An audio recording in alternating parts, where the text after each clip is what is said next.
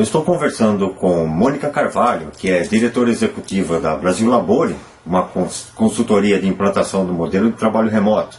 E ela também é diretora regional do SOBRAT, que é a Sociedade Brasileira de Teletrabalho. Tudo bem, Mônica? Tudo bom, Rogério. Depois de muito trabalho com essa conexão, vamos seguir em frente. Conseguimos. Bom, nós vamos falar sobre home office. Aliás, esse termo home office é correto? É correto. Na verdade, é o mais usado, então é melhor que a gente não fique mistificando muito, né? O certo mesmo seria a gente chamar de trabalho remoto ou teletrabalho. Mas, de qualquer forma, o home office ele abrange qualquer modalidade de trabalho que seja executada à distância. E me diz uma coisa, todo tipo de negócio pode adotar esse modelo de trabalho? Pode sim, Rogério. A gente tem visto que as empresas acabam fazendo a implantação do modelo de trabalho em projetos pilotos, né? Ou seja, define determinadas áreas para começar, para criar determinada cultura e depois vai expandindo. Mas assim, desde que a atividade possa ser exercida à distância e transmitida através de tecnologia, não tem nenhuma restrição quanto ao modelo, quanto à adoção do modelo. Obviamente, assim, indústria, o chão de fábrica de indústria não pode, mas tem várias áreas de uma indústria, área administrativa, financeira, contábil, até o próprio recursos humanos já pratica a modalidade do trabalho remoto. Bom, em 2013, a executiva do Yahoo, a Jack Riese, acabou com o home office no Yahoo. O que você acha disso? Você acha que foi uma atitude retrógrada? Ou tinha algo por trás? O que aconteceu com o Yahoo, e foi a Marisa que fez essa mudança. O que aconteceu com o Yahoo, a gente, na época, ficou todo mundo que trabalhava, o Domênico De Masi na Itália ficou desesperado, todo mundo ficou desesperado com relação a essa atitude. Eu atribuo, pessoalmente, assim, não posso te garantir, né, que foi isso que aconteceu, mas eu atribuo essa mudança à necessidade de alavancar os negócios do Yahoo, que em pouco tempo ficou em segundo lugar para a Google, né? Então, a Marisa era a CEO, era da Google e veio pro Yahoo e resolveu adotar medidas que a incomodavam com relação à falta de cultura que tinha se instalado no Yahoo. Como profissional de RH, eu sou totalmente contra esse tipo de retrocesso, né? Porque o que aconteceu foi que teve uma perda, né? 70% das pessoas que tiveram que voltar ao modelo tradicional, que já praticavam home office e tiveram que voltar ao modelo tradicional, acabaram saindo da empresa. Quem não saiu está tentando até hoje. Né? Então, os bons saíram primeiro, né? Obviamente tem mais oportunidade para quem, né, é bom profissional. E isso, assim, juntando a essa situação de fazer uma mudança para retomar a cultura da empresa, e ela achava que só trabalhando no modelo tradicional as pessoas poderiam ter a sensação de pertencimento e tal. Tem uma questão pessoal, é uma profissional em idade de ser mãe, e ela teve 2 filhos, então ela criou uma situação lá de fazer isso saiu em algumas revistas, né, foi publicado pela mídia. Ela fez uma creche para os filhos dela, ao lado da sala dela. Teve muita confusão, porque os funcionários não gostaram da prática, né? E aí, assim, essa mudança, esse retrocesso, acabou criando grandes problemas para a empresa, né? Eu não sei exatamente como está hoje, parei de acompanhar, mas o que eu soube na época é que ela tinha perdido muita gente em função do retrocesso. É claro que se você é contratada para uma empresa para fazer alavancar os negócios, para fazer essa empresa tomar novamente a caminho da liderança, algumas atitudes radicais devem ser tomadas, mas essa com certeza não era a melhor. Eu tenho certeza disso, porque assim, a perda que a empresa teve dos profissionais foi bem significativa. Ela poderia, talvez, criar mais encontros presenciais, trazer as pessoas, porque a Yahoo também não fazia o home office 100%, né? Que é o que a gente sempre aconselha, na hora que você vai implantar o modelo, ou mesmo depois dele instalado na empresa e de forma natural, né, ele acontecendo, o ideal é que você tenha sempre um encontro presencial, né, um dia na semana, as pessoas que trabalham em home office tenham que ir na empresa, né?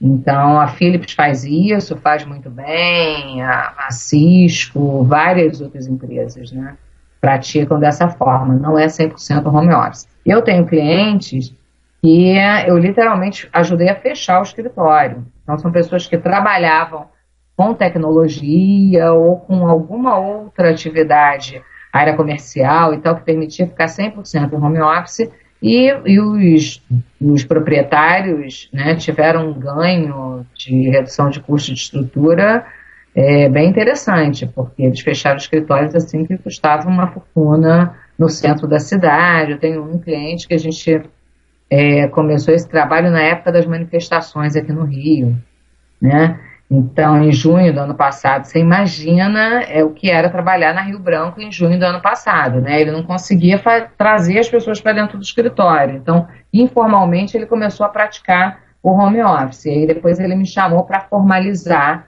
que o meu trabalho é justamente esse, é formalizar a prática do home office, você esteja adotando ou não, né? Mas o ideal é que você, se você está adotando, você faça a formalização posterior, ou se você não estiver adotando, antes de adotar, que você faça essa formalização. Essa formalização você passa por revisão de contratos de trabalho para reduzir o risco jurídico, adaptação das pessoas, um treinamento de gestão, revisão da política de recursos humanos da empresa, como é que vai ser o controle de frequência e a comunicação do modelo para que ele represente benefício. Isso é muito importante porque tem empresas que praticam o home office informalmente, os funcionários não veem isso como benefício, né? Então, se isso também não for comunicado de forma correta, acaba que vira uma prática que de vez em quando eu posso fazer home office, né? Então, vira uma prática que não é muito bem gerenciada e o funcionário não percebe como um diferencial, né, para retenção, né, e para atração de talento. Só comentando, me parece, saiu na imprensa, a imprensa cogitou na época do Yahoo que o Yahoo estava cortando custos, e isso foi uma forma de forçar as pessoas num programa de demissão voluntária, né? Pode ter, tem várias verdades, né, foram divulgadas, a gente não sabe exatamente, né? Eu acho que não deveria ter sido mexido. E assim, o retorno ao modelo tradicional do Yahoo não atrapalhou com que o Brasil crescesse de 2012 para cá em 43% na adoção do modelo home office, né? A gente só está perdendo em crescimento, né, para adotar esse modelo, só está perdendo para Singapura, por causa do petróleo lá, né, que as pessoas já são gerenciadas, né, à distância há muito tempo, e para a China, que obviamente a gente pede para a China pelo volume, né? Nessa pesquisa que a Robert Half fez, ela pesquisou 1.876 gestores de recursos humanos no mundo inteiro, e saiu esse resultado que eu acabei de falar. Os Estados Unidos não entra na pesquisa, porque ele acaba contaminando, né, toda a pesquisa de modelos de trabalho dos Estados Unidos acaba contaminando, porque eles têm uma legislação muito flexível e a prática já acontece há muitos anos, eles não têm nem indicadores para medir, né, o crescimento, ou até os resultados, né? Ok, eu só usei esse exemplo do Yahoo para demonstrar que uma empresa que tomar esse tipo de modelo de trabalho tem que fazer isso de uma forma muito estruturada, muito bem feita, para não ter que voltar atrás, porque ela pode ter a mesma consequência que uma outra empresa teve. Exatamente. A gente toma muito cuidado com a adesão. Quando você faz uma implantação que é para redução de custo, ou gerar qualidade de vida, ou contribuir com o meio ambiente, né, na redução de deslocamento, que aí reduz também a emissão dos gases poluentes, ou aumentar a produtividade, você tem que pensar se o teu colaborador, o teu funcionário vai querer aderir, se ele tem condições para isso. Então é muito importante a gente trabalhar com um termo de adesão que facilita com que esse funcionário pense nele trabalhando em home office, ou no escritório virtual, ou na casa da sogra, na casa da mãe, onde ele quiser trabalhar, né, desde que tenha segurança. Esse termo de adesão, ele abrange questões como condição, o funcionário é que tem que dizer se ele tem condição de trabalhar no modelo, se na casa dele tem um ambiente adequado para isso, se é silencioso, se ele vai poder fazer uma conferência, se ele se sente seguro com relação a essa autonomia que ele vai ter, né? Não é a empresa que diz para o funcionário que esse tem ou aquele não tem, né? Na verdade, o que faz com que o funcionário tome a decisão de praticar o home office é uma abordagem correta, o apontamento dos riscos. Olha, você pode ter o risco de você passar a se alimentar mal, porque você vai estar em casa, não vai... é você que vai fazer a comida, ou você tem empregada. Então, tem uma conversa anterior que deve ser promovida por recursos humanos até a assinatura desse termo de adesão.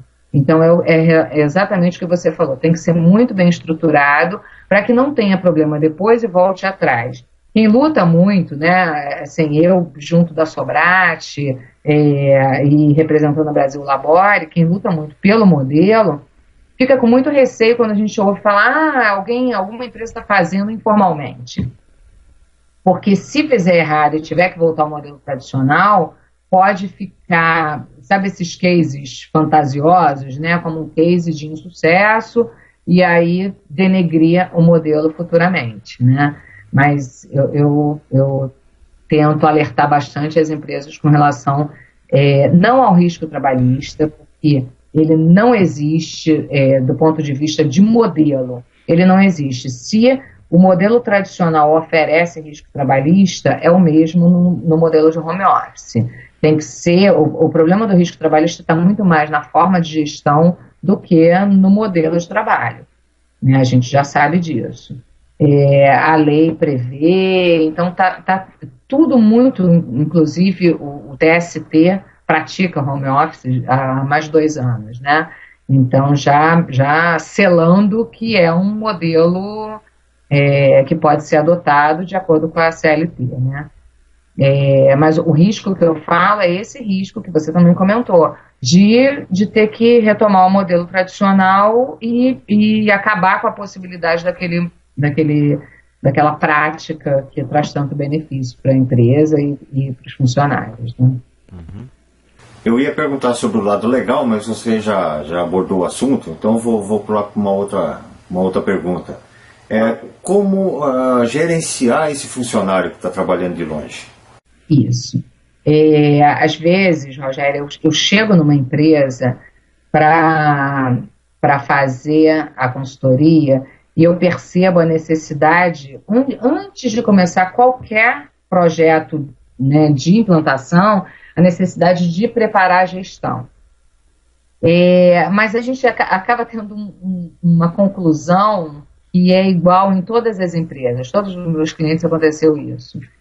O gestor que gerencia pessoas em home office, ele tem que tomar os mesmos cuidados que ele já deveria estar tomando no modelo tradicional. Ou seja, fazer a gestão da produtividade, do resultado e não do esforço. né? A gente tem uma cultura muito forte nessa coisa do gestor abrir a porta e chamar as pessoas para uma reunião, ligar e, olha, vem aqui na minha sala, né? Tudo isso pode acontecer de forma organizada, por ferramentas que a gente conhece, que a gente até está utilizando agora, né?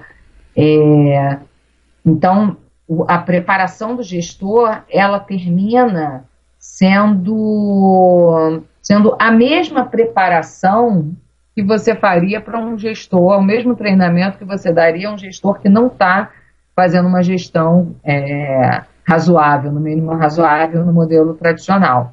Ou seja, ele tem que promover o resultado, ele tem que incentivar, ele tem que apoiar, ele tem que controlar o andamento dos processos, mas ele não tem que ficar olhando se o funcionário, qual é a tela que o funcionário está usando, se o funcionário chegou naquele momento, né? Isso já está mais do que, ou você vai sair no horário, já está mais do que ultrapassado. Obviamente, você tem que cumprir carga horária de 8 horas, você tem que estabelecer um intervalo interjornadas de 11 horas, como a lei prevê.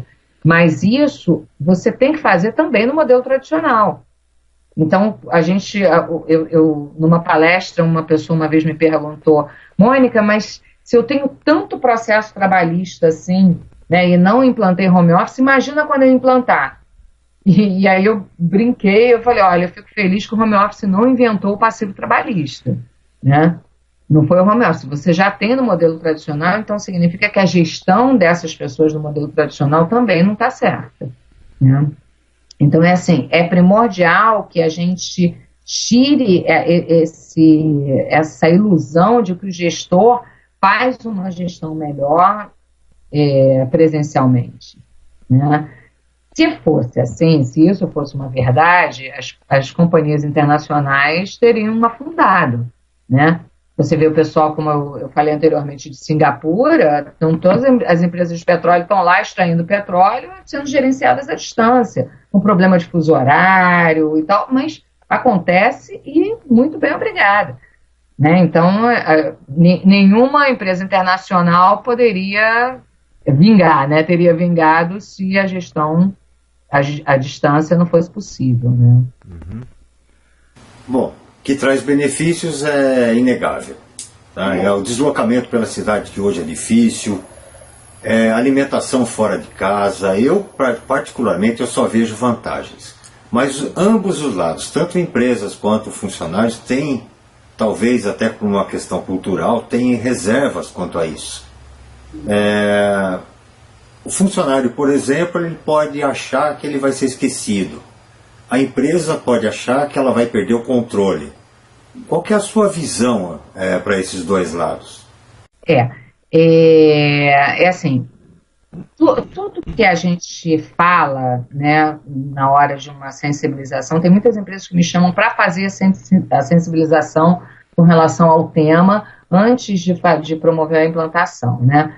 Tudo que eu falo, eu dou os exemplos das empresas que fizeram, que já implantaram e que conseguiram um aumento um ganho de produtividade altíssimo, né? A Ticket, por exemplo, economizou só no primeiro ano 3,5 milhões só com custo de estrutura, quando ela implantou, né? Tem vários outros modelos, tem vários outros exemplos, né? Várias empresas que certificam e que adotam e não pensam nem em voltar atrás jamais, né? Esse medo de ser esquecido, ele é legítimo, né? Eu estava num evento que não era nem sobre o tema e falei sobre o tema, né, no intervalo, e uma pessoa virou para mim e falou assim, olha, Mônica, mas se eu não vier aqui todo dia, eu tenho medo de ser esquecida, as promoções não vêm para mim. Obviamente que se você faz parte de um grupo que alguns praticam home office e outros não, existe uma tendência, até pela novidade dentro da empresa, uma tendência de ficar mais evidente quem está presencialmente, né? Só que a prática não é essa. As empresas, quando implantam home office, elas implantam para todo mundo. Elas fazem determinado piloto lá por um tempo qualquer, 3, 6 meses, e depois fazem a expansão. Até porque ela não pode gerar um benefício desse para um grupo seleto, né? Então, o aconselhamento que eu dou sempre é de você fazer um piloto rápido e de fazer a expansão também rapidamente. Então, todo mundo, a partir do momento que todo mundo tem o mesmo problema, o problema não existe, né? Que é de não ser visto. Então, até o gestor que vai também praticar home office, ele não vai estar sendo visto, né? Então, não é isso que acontece, né? E a prática também é de que você tem uma pesquisa que fala aí, e a gente constata isso no dia a dia, que 80% do seu tempo no modelo tradicional já é virtual. Então você entra na empresa, você pega 3 horas de trânsito, vai para o trabalho, chega estressado, demora 1 hora ainda para retomar a razão, né? Porque você sai totalmente do seu eixo de razão no trânsito, e aí você começa a trabalhar e 80% desse tempo que você se dedica, né, que você dedica presencialmente, já é o virtual. Então, 20% só é que é o de relacionamento, de reuniões que você participa, né, do almoço, do cafezinho, seja lá o que for. Então, isso significa, na semana, 1 dia de trabalho presencial. Então, se uma empresa praticar 4 dias de trabalho à distância, de trabalho remoto, home office, seja lá o que for, e 1 dia o funcionário for à empresa, ele já está fazendo o que faz hoje, sem pegar trânsito durante 4 dias. Né? Então, tem esse receio, que eu já falei para você, é legítimo, mas ele acaba quando todo mundo passa a praticar e aquilo vira uma cultura. A gente conversa com gestores de RH, de empresas como a Philips, a Cisco. Não existe o menor problema, as pessoas não se veem tolhidas de crescimento de carreira em função do modelo de trabalho. Né? Muito pelo contrário, quando uma empresa ela acaba não adotando, existe um burburinho lá de que vai adotar um modelo e não adota, esses profissionais que se interessariam pelo modelo começam a procurar outras empresas para trabalhar, entendeu? Então, é legítimo, mas ele é derrubado também, né? Com relação à gestão, à perda do controle, é aquilo que eu falei anteriormente. A gente já está num mundo onde controlar não significa mais nada, né? A gente tem que incentivar, a gente tem que trabalhar com essas gerações novas, né, que o RH hoje chama de millennials. Essas gerações elas têm que partir para a execução das tarefas desde que aquilo faça sentido, e não porque tem alguém controlando. Né? A gente chama de forever beta, que é testado, tudo é testado pelos novos talentos. Então, eu fico abismada assim, quando algumas empresas tem um grande problema de retenção, não consigo reter esses garotos, né, que são os garotos que gostariam de ter nascido no Vale do Silício, né? Esses garotos não têm comprometimento, esses garotos não vestem a camisa como nós vestíamos. Isso é uma balela, porque esses garotos vestem a camisa sim, têm comprometimento sim, mas tem que fazer sentido para eles.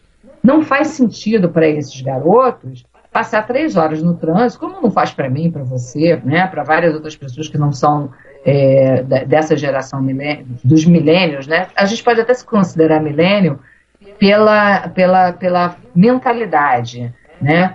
Mas não pela idade. Então, essa turma, eles não veem nenhum sentido em passar 3 horas no trânsito e sentar numa mesinha e fazer o que eles fariam muito melhor de casa. Né? Então, a tarefa tem que fazer sentido com esse controle, que é uma coisa muito da minha geração. Eu tenho 48 anos e a minha geração era aquela coisa de controlar o futuro. Né? Temos que ter previdência complementar, temos que trabalhar numa empresa que dê alguma segurança, pelo menos durante um tempo. Quer dizer, eu não me incluo nisso porque eu sou empreendedora, eu já fiz... assim, eu passei muito tempo como executiva de recursos humanos. Em algum momento eu percebi que aquilo ali não fazia mais parte do meu mote de vida mesmo, né? Porque eu não aguentava perder as pessoas Teve uma vez que um rapaz sentou comigo, um engenheiro fabuloso, novo, né? Ele sentou comigo e falou: Mônica, eu estou indo embora porque eu não posso mais ter como meta aumentar em 30% o EBITDA da empresa. A minha meta tem que ser moral, né? E eu já falava bastante na empresa sobre o valor moral da meta. Então, esses garotos, eles querem isso, tem que ter um valor moral naquela meta, eles têm que fazer sentido o modelo de trabalho, né? E o controle, a gente não controla absolutamente nada mesmo, né? Não controla o futuro, né? Então, eles, graças a Deus, estão esquecendo essa história aí de controlar o futuro, né? Pois é, bom, eu também não vejo o menor sentido em perder tanto tempo de deslocamento. Eu trabalho home office, você trabalha home office, e nós dois estamos trabalhando e muito bem, pelo visto. Trabalha muito bem e com muito mais qualidade, né? Muito mais. Bom, eu conversei com a Mônica Carvalho, que é diretora executiva da Brasil Labore. Essa entrevista foi só para você conhecer um pouquinho sobre ela, um pouquinho sobre o trabalho que ela faz, e ela estará no Congresso de Administração Empreendedora da Incorporativa, que acontece agora no final de julho. Então, Mônica, muito obrigado e aguardamos a sua palestra, que eu tenho certeza que você vai dar muito mais detalhes, vai entrar de forma mais profunda nesses assuntos, e a gente se vê no Congresso então. Eu é que agradeço, Rogério. Até o Congresso. Até lá então. Até lá.